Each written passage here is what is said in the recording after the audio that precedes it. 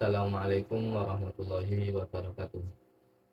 Pertama-tama yang saya muliakan Ibu dosen Ibu Fatimah selaku pembimbing matkul pemikiran orientalis. Pada pertemuan ini saya akan membuat video untuk memenuhi tugas UAS pada matkul pemikiran orientalis. Yang saya akan bahas adalah tokoh orientalis barat, yaitu Ignaz. Langsung saja pembahasannya. Ignaz Goldziher dilahirkan dari keluarga Yahudi pada 22 Juni 1850 di Sickert-Finger, Hongaria. Ia belajar di Budapest, Berlin dan Leipzig. Ignaz termasuk anak yang sangat ingin merasa tahu dan keinginan dan keilmuan sangat banyak guru-gurunya yang memuji kemahirannya dalam mendefinisikan suatu pemahaman. Terbukti pada usia 5 tahun, Ignaz sudah mampu membaca kitab Perjanjian Lama dan bahasa Ibrani. Kemudian dilanjutkan mempelajari kitab Talmud pada usia 8 tahun. Di usia 12 tahun, ia menjadi siswa sekolah yang telah mulai membuat karya tulisnya yang pertama kali tentang nenek moyang serta masa di Budapest, Berlin, dan Leipzig. Ignaz mempelajari kajian Islam dan pengetahuan tentang Islam. Itulah yang membuat dia merasa perlu untuk menimba ilmu Islam masuk di dunia Islam. Dan tentunya dengan tujuannya sebagai seorang orientalis, mengapa ia menimba Islam langsung di dunia Islam.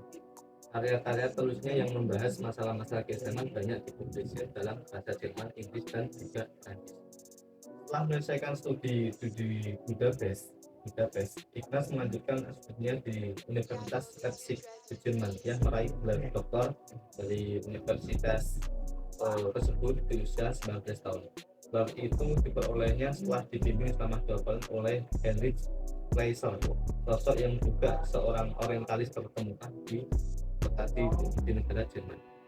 Tepat pada tahun 1873, Ignaz pergi ke Syria dan belajar pada Syekh Tahlil Al-Jazairi, kemudian pindah ke Palestina, lalu merantau ke negara Mesir, di mana ia belajar dari sejumlah ulama-ulama.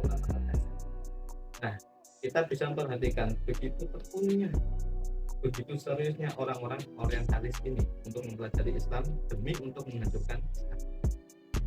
Lalu sepulangnya dari Al-Azhar, Ignaz diangkat jadi guru besar di Universitas Budapest. Salah satu katanya yang paling berpengaruh adalah bukunya yang berjudul Muhammad Danis Studien. Kemudian menjadi sumber rujukan utama dalam penelitian hadis di barat.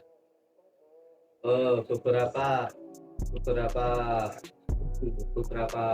buku pemikiran terhadap ilmu hadis adalah kritikannya bahwa hadis Nabi Muhammad SAW dikumpulkan setelah 100 tahun wafatnya Rasulullah. Oleh sebab itu, ia menilai bahwa hadis Nabi sangat diragukan orisinalitasnya dan keabsahannya sebagai salah satu sumber di dalam. Berikut ini adalah sejumlah argumentasi atau pandangan Ignaz terkait kritik terhadap orientalis hadis, yaitu 1. Ignaz berpendapat sebagai bagian besar hadis merupakan hasil dari dua perkembangan Islam di bidang politik dan kedua, para sahabat dan tabi'in berperan dalam permasalahan hadis. 3. Rentang waktu dan jarak yang jauh dari masa Rasulullah membuka peluang bagi para tokoh berbagai aliran untuk membuat hadis dengan tujuan memperkuat aliran mereka. 4. Yaitu sudut pandang para kritikus dari kalangan non-muslim sangat tidak menerima kebenaran hadis yang diakui oleh umat Islam. Yang kelima adalah Ignaz menggambarkan 6 kitab hadis atau kutub sittah sebagai himpunan berbagai macam hadis yang tercecer yang oleh para penghiburnya dinilai sebagai hadis sahih, padahal menurut Ignaz sendiri itu hanya hadis yang tercecer dalam belum tentu itu sahih, belum tentu itu juga hadis, bisa juga itu hadis palsu.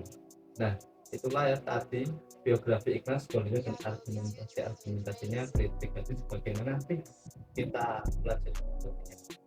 Apakah Ignaz ini memang seorang yang murni ingin memperdalam dan mengkritik hadis, atau hanya tujuannya untuk mana sih seorang orientalis Yahudi? Nah, tugas kita bukan untuk menjadi kaisar, tapi kita harus menjadi orang yang mampu membantu tujuan-tujuan mereka.